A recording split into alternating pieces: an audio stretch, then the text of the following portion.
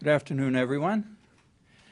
Thank you, Mr. Strike, for the kind invitation to join you this afternoon, and Cynthia Brown, likewise.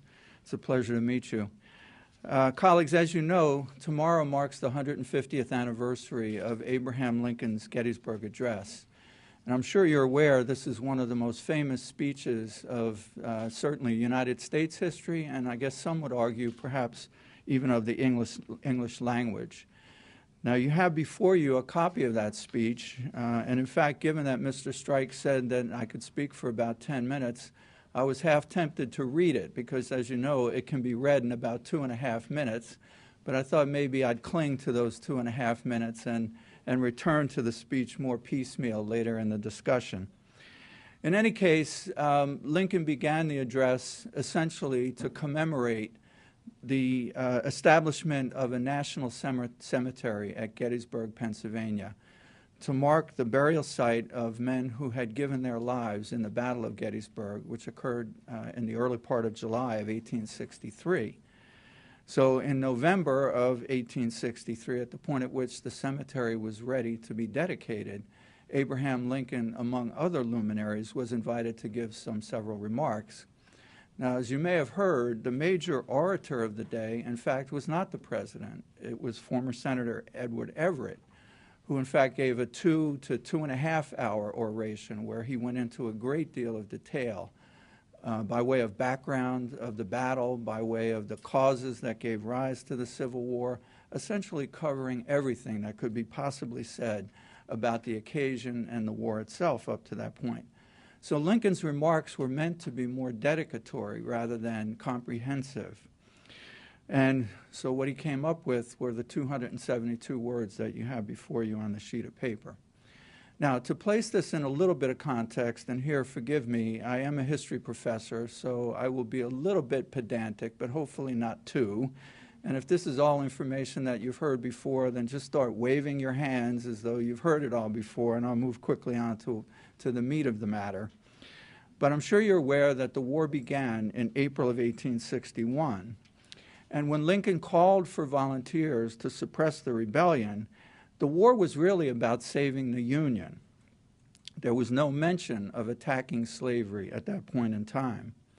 But within a year after the start of the war, it became increasingly clear, not just to Lincoln, but to other members of his government, members of the House of Representatives and the Senate, members who were serving in other government agencies, that saving the Union would be increasingly impossible without attacking slavery. So over the course of roughly the year between the summer of 1862 and the summer of 1863, both Congress and Lincoln went on record that the war had to be against slavery in order for the Union to succeed. And of course, the most famous expression of that is Lincoln's Emancipation Proclamation, which, as you know, was promulgated on January 1st, 1863. So as of 1863, then, Lincoln had gone on record on behalf of the nation that he served as president, and indeed the armed forces that he served as commander-in-chief, that the war was about both saving the Union and destroying slavery.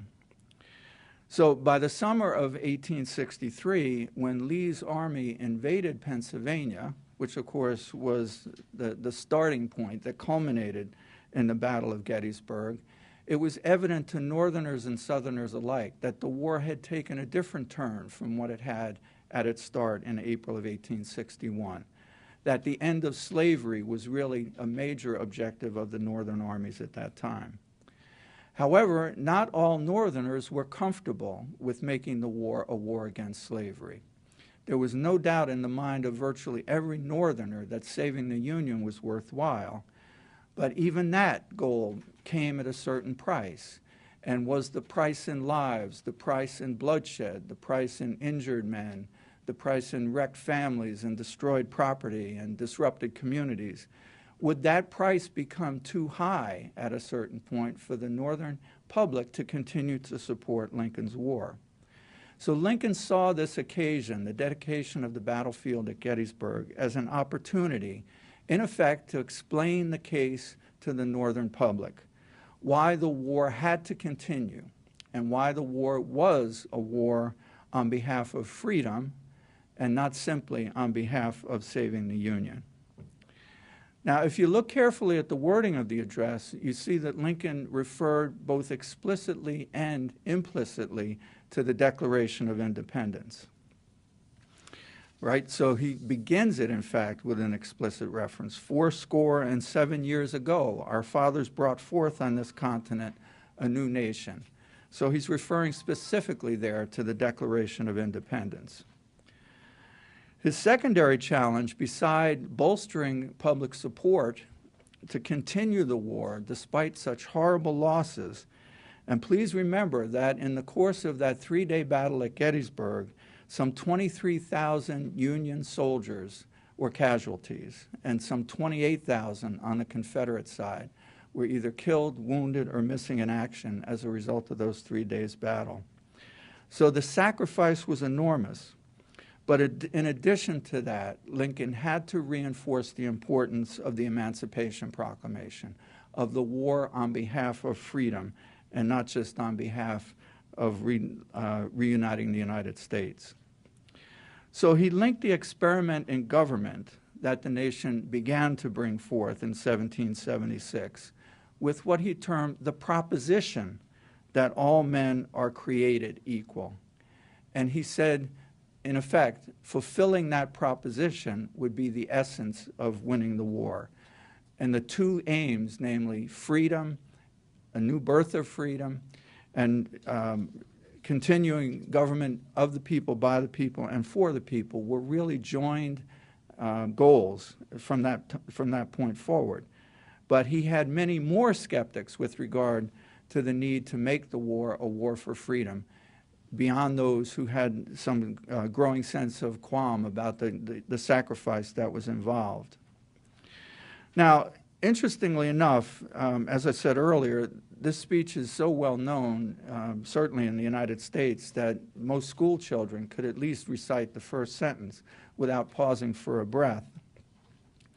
The 407 years ago, our fathers brought forth on this continent a new nation, conceived in liberty, and dedicated to the proposition that all men are created equal. Now, given the fact that at the time of the Declaration of Independence, the nation was arguably a slave nation, and for the nation to have conceived of itself as fighting for liberty in the way the Declaration of Independence stated it, in effect could be interpreted quite the opposite way. And in fact, I dare say that with only the change of a few words, that first sentence could have come out this way and accurately described the mood of the fledgling nation in 1776. So instead of conceived in liberty, Lincoln could very well have said conceived in slavery, yet dedicated to the proposition that all men are created equal. But clearly, given the sense of resentment around making the war a war for freedom, he could not very well have done that. And being both the master of public opinion that he was, and also, quite honestly, the master wordsmith that he is, and I think by reading the document you can get a sense of that, he understood that he had to have a positive, encouraging take on what the message from the Declaration of Independence was. He knew perfectly well, indeed, that the nation was founded on slavery. In fact, had it not been founded on slavery, then arguably there might not have been cause for a civil war in the first place. So the carnage that he was trying to justify to those whose political support, as well as the support literally of their volunteering for military service, became a critical objective of his in this speech. So, in effect, Lincoln said that the Union soldiers who gave their lives at Gettysburg did so to make possible a new birth of freedom and to preserve government of the people, by the people, and for the people. And he also realized that this new birth, arguably like every birth, is not a thing. It's a process. So too did he realize that no single act, such as the Emancipation Proclamation, could by itself produce equality, any more than a single battle, such as the Battle of Gettysburg, could save the Union. And all of this, of course, became painfully clear after Lincoln was assassinated in April of 1865. Now, I'll very quickly go through some of the implications following Lincoln's death, down to, and in fact, into the 20th century, because after all, the Civil War was clearly a turning point in the history of the United States. And the Declaration of Independence, which of course served as Lincoln's motive, his backdrop, as it were, for the Gettysburg Address, and the Emancipation Proclamation, and the 13th and 14th Amendments to the U.S. Constitution, which created national citizenship and gave the right of suffrage to African American men, these advanced the national cause in precisely the directions that Lincoln was talking about, reunifying the nation, but doing so on an expanded base of freedom. Now, Lincoln's contemporaries, as I said, did not all agree with this emphasis, and clearly after he was assassinated, there was much more opportunity for voices of opposition and political movements of opposition to this redefined purpose of the nation to take root. So as you may know, President Andrew Johnson, who succeeded to the White House upon Lincoln's assassination, attempted to restore citizenship to former Confederates, following which the so-called radical Republican wing of the Republican Party, Lincoln's party after all, decided to take more aggressive action in terms of shaping the so-called Reconstruction that would follow the Civil War. So the amendments that I just referenced a minute ago were largely the work of the radical Republicans. And of course, they did much more. They established the Freedmen's Bureau. So you may remember that Mr. Strike indicated that I'm from Howard University. Howard University, after all, was founded as a result, not just of the Freedmen's Bureau, but of the end of slavery during the Civil War. And in fact, the person after whom the university is named, General Oliver Otis Howard, was a very distinguished Union general who did fight in the Battle of Gettysburg. So the radical Republicans were attempting not just to shore up the advances that had been paid for in such blood over the course of the Civil War, but to expand the meaning of citizenship, especially with regard to African American men. But as you also know, by the 1890s, much of that momentum had lost its energy. And local forces, often operating within the Democratic Party in the respective states of the former Southern Confederate states, attempted to and often succeeded in getting control over the legislative process such that they could legislate a form of second-class citizenship to the very people whom Lincoln was arguing in the Gettysburg Address and elsewhere needed to become full citizens, namely African Americans, especially those who had been former slaves. And so that system of Jim Crow, which really took root during the 1890s, continued well into the 20th century. And arguably, it was only in the aftermath of World War II that African Americans and other allies, white Americans, international allies, were able to make the case that that kind of forced legal separation of the races had to end. And so you're familiar with the reference to the 1954 Supreme Court decision that overturned the principle of separate but equal, which had been the cornerstone of that Jim Crow system.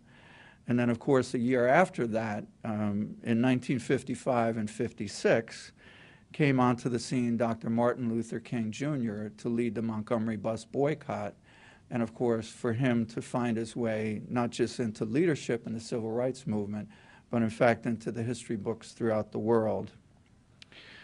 But I'd like to close by saying simply that we can make a case that Lincoln's vision, as articulated so beautifully in the Gettysburg Address, remains a work in progress.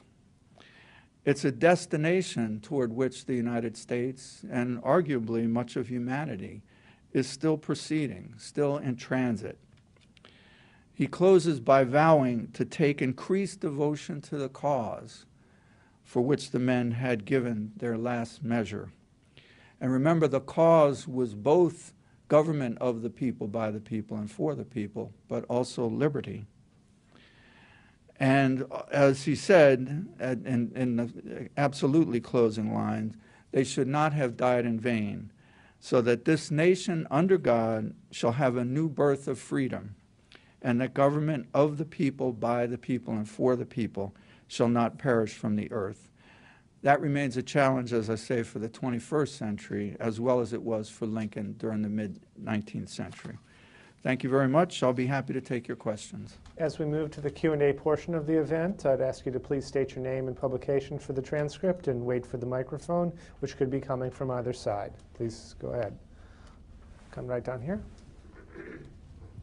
Hi, thank you, Professor. And Vincent from People's Daily. Well, and my first question is, what do you see the political significance of this address for now? And my second question is, President Lincoln grew up from a rather poor family. Yes. Yet, he was a Republican. For quite a few people, and in their mind, and the Republican Party is a party for the rich people. And Okay. and what's your opinion about this? Thank you. Sure. In terms of the contemporary relevance of the Gettysburg Address, again, I think it's within the context of what Lincoln was attempting to do to steer the nation toward establishing that foundation of freedom for African Americans. And that's what the contemporary relevance is. Taken by itself, you see the references that I pointed out that Lincoln made, drawing back upon the Declaration of Independence, but also emphasizing the importance of the new birth of freedom. That's essentially what he was talking about, and everybody understood it as such. He meant emancipation of the slaves, basically. So he was articulating a vision in which the polity, the government, the society, the public institutions of the United States would stand on a basis of equality among all people, regardless of their race, regardless of their former condition. And to the extent that we have still not achieved that goal, that's the contemporary relevance. Now, as to Lincoln's affiliation with the Republican Party, please keep in mind the Republican Party was a new party that came into being during the mid-1850s, so roughly 6 and 7 years prior to the Civil War. And it had various origins. There were some wealthy industrialists who were affiliated with the Republican Party right from the beginning. But the real backbone of the party was farmers from the Midwestern states and far western states in particular, who viewed that party as the way to guarantee what they viewed as their rights. And keep in mind, their vision of citizenship, as well as where individual voters, in this case all men, fit into the relationship between their families, their communities, and their society, the men had a tremendous amount of responsibility. And often that was grounded in ownership of property. So for the farmers who joined the Republican Party at its outset, their identification as landowners or as prospective landowners viewed or shaped their view of citizenship and their role in the larger society. So the party was not the party of the rich, as we might conceive of it, or at least some might conceive of it in the 21st century. And in fact, in some respects, the parties have changed over the years. But the Republican Party was very much a common man's party during the mid-19th century at the time of the Civil War. Go back. Hi, Simon Carswell with the Irish Times. I wanted to ask, you spoke there that Lincoln was speaking to a northern public. Could you just tell us a little bit about, on the day, who would have been in the audience, who would have been there, who would have been listening? And I'm just wondering, did he himself know, did he know the significance in the context? And you spoke of him being a wordsmith. Did he know himself the significance of this speech in the context of all his other speeches? Yes, he did. Actually, in terms of the audience, it was by invitation, so there were probably several thousand people in the audience. But given that he did not have the advantage of modern technology like this microphone, for example, the voices would not have projected very far. In fact, there's a famous photograph that shows the stage at the time of the address, and you can see it very crowded. Many of the people there would have been dignitaries who were invited there, But by the same token, there were many people from the surrounding communities in central Pennsylvania who would have also come on this occasion to help to dedicate what they understood to be this very moving and very significant place. Now, in terms of what Lincoln understood as the place of this within his other public addresses, he was extremely conscious of it. And in fact, Lincoln had an interesting way of composing many of his more famous speeches. Often he'd scribble down notes, and then, as his aides would say, he would tuck the notes in his top hat. If you've ever seen photographs of Lincoln in this top hat, it was a stovepipe hat that probably stood 12 or 14 inches above his head. So arguably it had the equivalent of what would perhaps in 21st century terms be a file cabinet's worth of storing capacity. So he had notes tucked into the hat, and he'd pull them out, he'd modify them, he'd add a thought to them, tuck them back in again, and then pull it all together. Interestingly enough, there are no such notes for this Gettysburg Address. But clearly he was working on it for some time. Those who have studied the matter carefully see echoes of some of the themes that he was touching on, especially the Declaration of Independence and the government of the people, by the people, and for the people as early as the 1850s, even before the start of the Civil War. But clearly the way that he chose to weave in the new birth of freedom was done in a very calculated way. He didn't feel the need, obviously, given the fact that Edward Everett was giving the main oration, he didn't feel the need to recap what he knew that Senator Everett was going to say. But he did see an opportunity in the course of dedicating the ground essentially to reinforce the point of the Declaration, of the Emancipation Proclamation. And so he chose his words very carefully in that respect. And in fact, if it were not for the fact that the Gettysburg Address followed after the Emancipation Proclamation, then much of this wording would have been obscure, perhaps. But he had no doubt, and he had no doubt that the audience would understand that his new birth of freedom essentially referred to the Emancipation Proclamation. Down there. Hi, thank you. I am Silvia Pisani with La Nación in Buenos Aires, Argentina. I have two questions. The first of all, if you can tell us what was the reaction after this speech? Because I can imagine that today, for example, if we can transpolate the situation and the president says that the nation was born in liberty, a lot of people would argue that no, it was born in slavery. So I can imagine that, the headlines and the discussion today. What happened in that time? And the second one is not about the address, it's about the cemetery. Yes. I would like to know, as I understand, in that place there are graves for the people from both sides of the Civil War. From the Union and from the Confederates.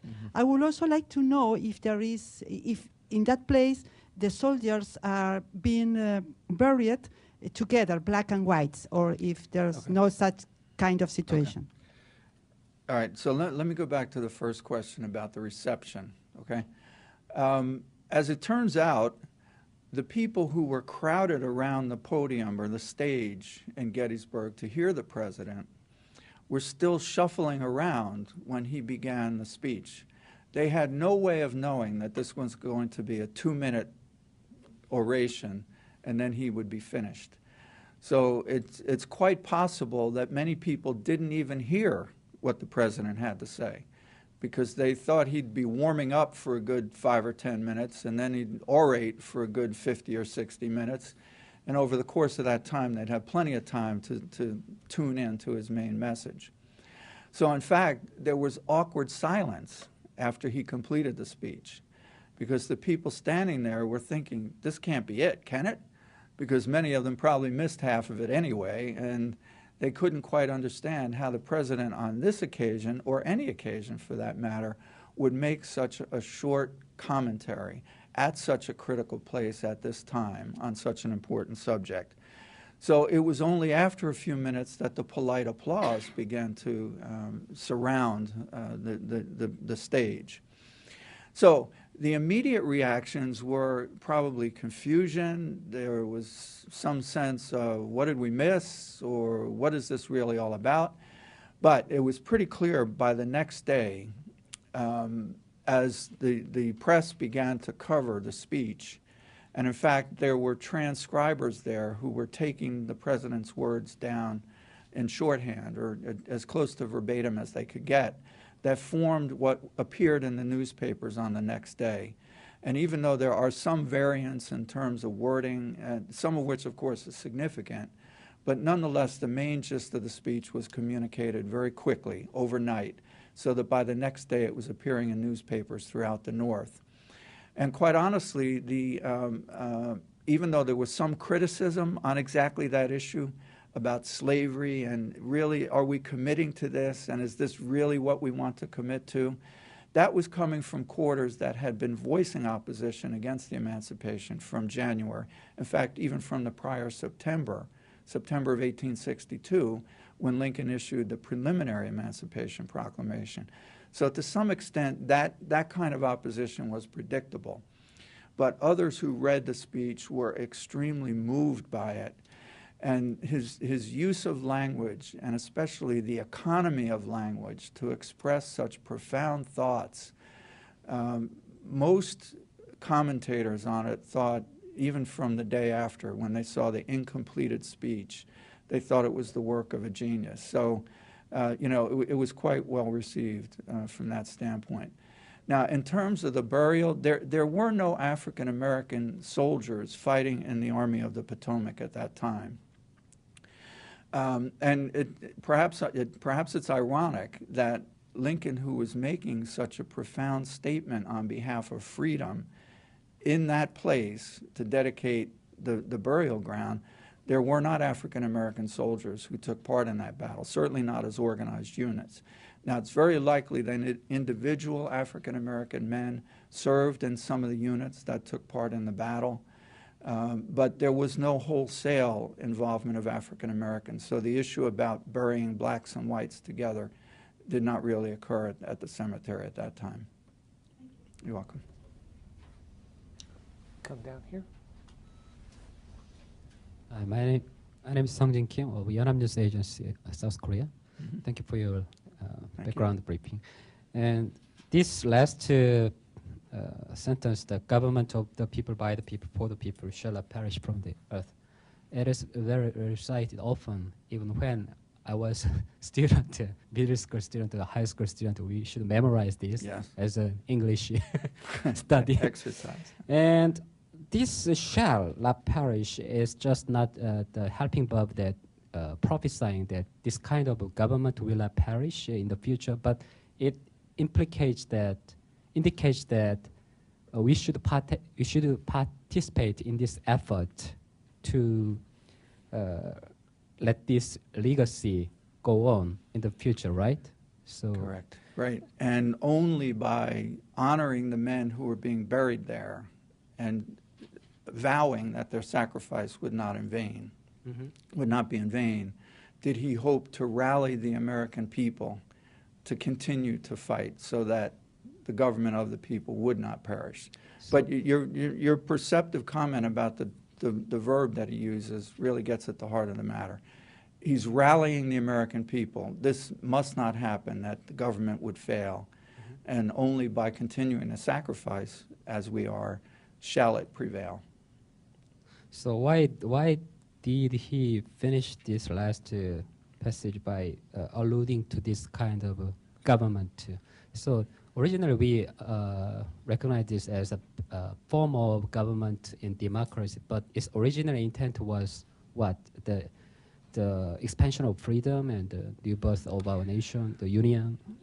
Well, see, and we could spend the rest of the afternoon speaking about that, because the motive behind founding the nation in the first place was very complicated. So as I said, and as everybody who would have heard Lincoln at the time very well understood, slaveholders were active participants in that struggle for independence. Thomas Jefferson left his fingerprints all over the Declaration of Independence. So there were many who were advocating to form a nation dedicated to freedom who themselves were slave owners. And even if they were not slave owners, they recognized the legitimacy of the institution of slavery. So for them, there was no absolute contradiction between slavery of people of African descent and freedom of people of European descent. But that was a contradiction that was put in place at both the Declaration of Independence and the founding of the nation. And so part of that legacy carried forward into the Civil War. So that's what Lincoln was wrestling with. And he hoped that that government, if it were permitted to function with the equality of the citizens and the participation of all citizens, now in his mind this meant all male citizens, all men, that those kind of contradictions could be worked out. But it depended upon that type of participatory democracy, in effect, for him to have that faith that this government could survive. But only on that basis did it have any hope of surviving. Okay, DeMarco. Hello, Marc Bassets from La Vanguardia, Spain. I wonder when these texts started to be taught and learned by school children in America, whether it was different in the North and in the South, when it started to be in the canon of the American big speeches. That's a good point. Some of it began right away, but it's really in the 20th century that it came into vogue.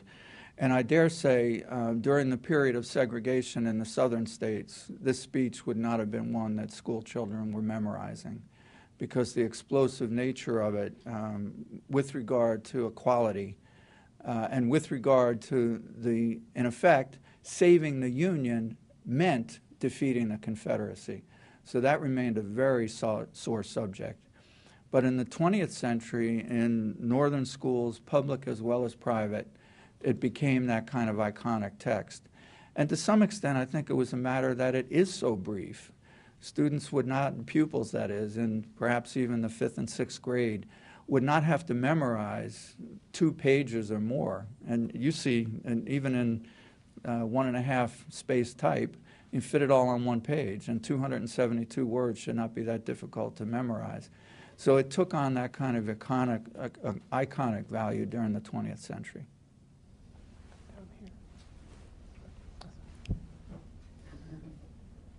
Jim Mannion from Agence France-Presse. Yes.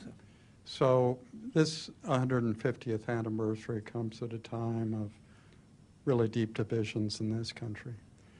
Are there lessons for our political leaders here to learn from either the address or the way Lincoln handled himself at during that crucial juncture? Mm-hmm.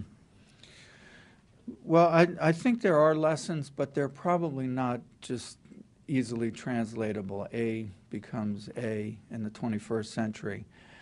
Lincoln had this ultimate belief that democracy would be the key to peace and prosperity in the United States.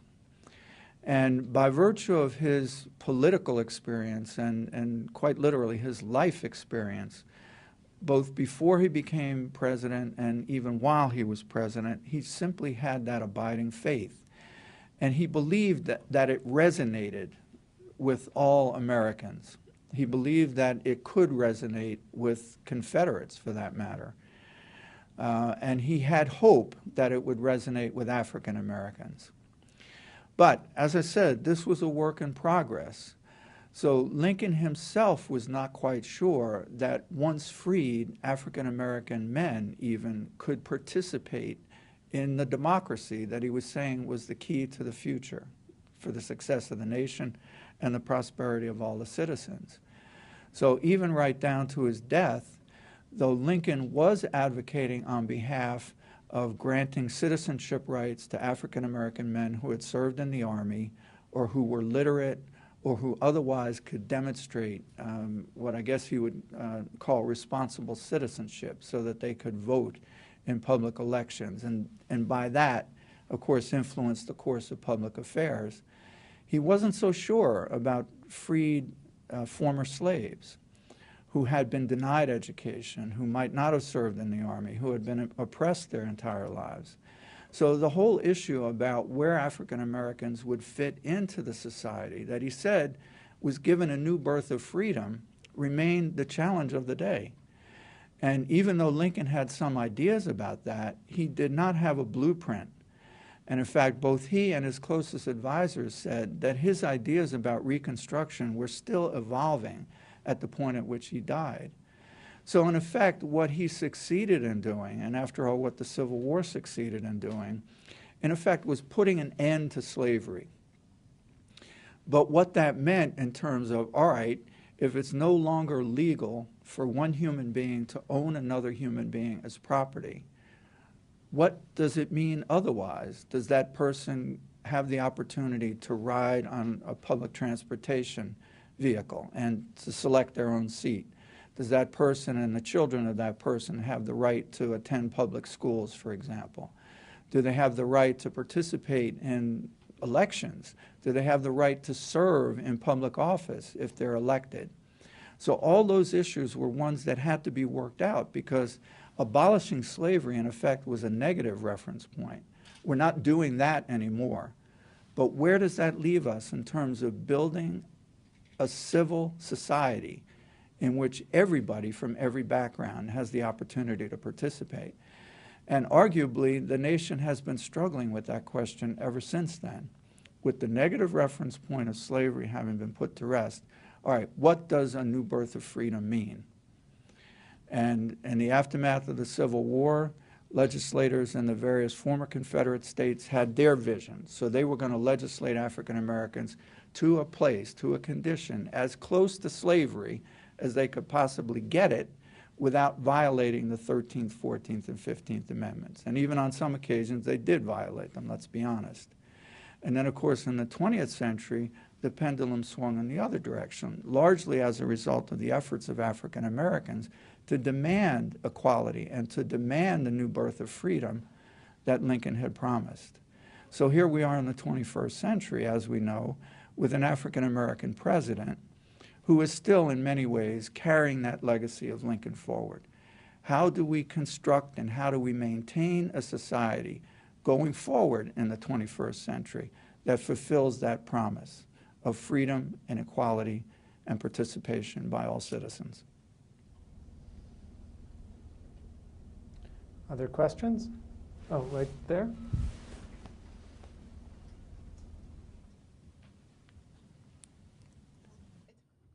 Jaemin Son from Gyeongyang Daily, South Korea. Similar question to his, but let me put it differently.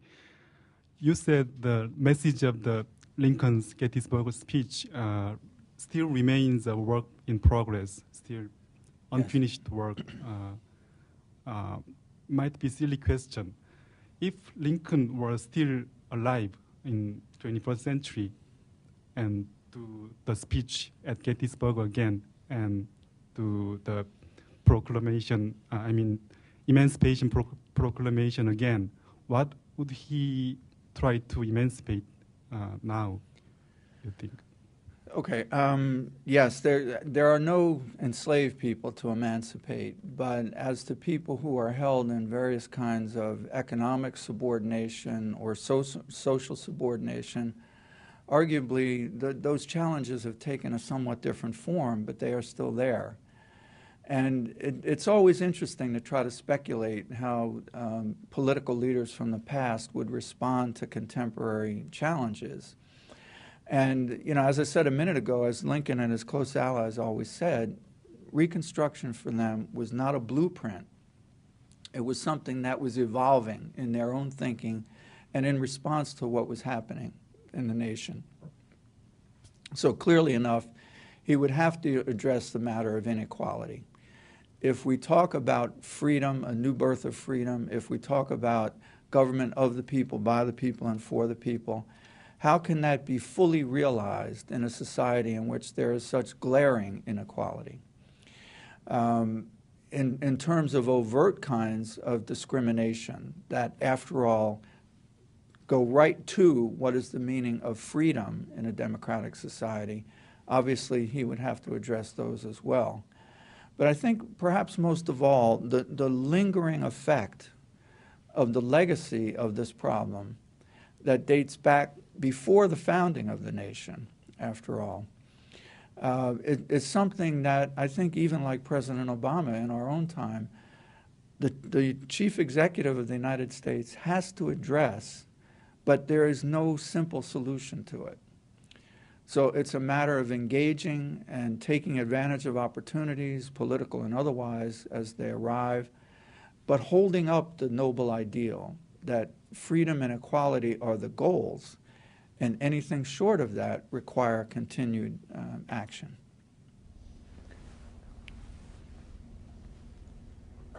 Hello, thank you for being here. Sure, my my pleasure. name is Nuri Ferraut Casas. I'm from Barcelona, diari newspaper Ara. I would like to know how Lincoln affected the Obama presidency, Obama as a president. You know that in his announcement he did it in Springfield, Yes. Illinois, because Lincoln did there a very important speech to House Divided. How do you think his figure has been important for him and how he has done his presidency? I think President Obama has said that publicly himself, that he was very much influenced by Lincoln. Now, as you properly pointed out, he built his initial campaign for the presidency essentially on a foundation that was laid by Lincoln in Illinois. And he viewed himself very much as following in that tradition. But clearly, even apart from the fact that he was from Illinois, that he launched this campaign in Springfield, Illinois, I think the issues around which Obama saw the similarity of the challenges of the 21st century United States and the unresolved challenges of the Civil War are what draw him continually back to Lincoln. And here, we could probably try to fault Lincoln for having certain limitations, even in his own time. So he was forward-thinking in many respects, but he was utterly conventional in other respects. And you're probably aware that he was not above making racist remarks and casting African Americans in positions of humor where he'd make fun of them among his close friends. So he had limitations, after all, as all of us do. We are products of the times in which we live. Yet President Obama is he's not hampered by that. And he does see the capacity of Lincoln to do great things in the interests of the great ideals to which he pledged himself, and in fact, managed to pledge the nation. And this was no small feat. And for Obama, or in fact for any president, to take Lincoln as a model, I think is worthy of applause. Because in effect, from my standpoint on that note, the thing that was most admirable for Lincoln was to understand that the Civil War presented an opportunity, in effect, to try to correct some of the flaws from the founding of the nation, with slavery being one, others, of course, being there as well, recognizing that he could not do it with strokes of the pen. He couldn't simply pass an edict saying, we will abolish slavery. He couldn't do it in June of 1861, several months after the war began. He couldn't do it in July of 1862, even though there were many people who were urging him at that time to do it. But he could, in September of 1862, put out a preliminary proclamation, in effect telling the Confederate States that if they did not stop the rebellion by January 1st, 1863, that he would abolish slavery, in effect. So here was a case of a leader who saw himself very much in contact with the people who had elected him to office. And obviously, this was a dynamic that played out, and I'm sure you've seen the movie Lincoln, or at least have heard of the movie Lincoln.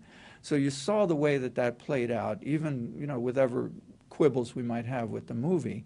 But his relationship with his staff, with other members of government, with senators and congressmen whose cooperation was essential within this very government that he held up as the prize for all the world to see. It involved collaboration. It involved convincing other people of the correctness of your point of view. And ultimately, it involved a level of humility and respect both for the process and for the wisdom of the people that, as I say, can be a good approach to government on the part of any elected official, president or otherwise. Are there any final questions? If there are no more questions, this event is now concluded. Thank you all for coming. Thank you. Thank you.